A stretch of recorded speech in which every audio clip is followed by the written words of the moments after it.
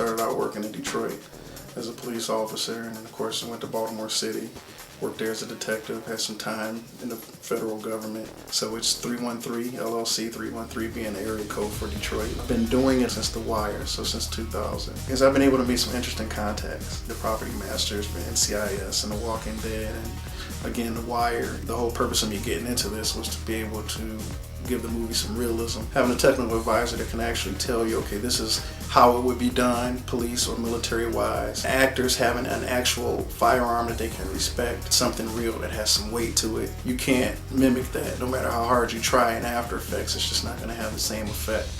Some of the weapons that I use that are real are plug-fire cartridge guns, which are pretty much the exact replicas. They're real.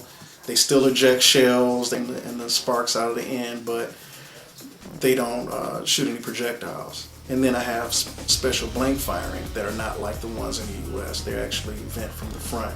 They can be black powder or smokeless powder. You can use full loads, half loads, or quarter loads. That will affect the distance that the flame will come out of the front, or the gas that's emitted from the front. It will affect the amount of recoil that the actor receives from firing it. Of course, the lower the loads, the least amount of flash out of the front, so you can shoot scenes in a closer proximity. We use a technique that uses non-explosives where the actors are actually being shot with special rounds.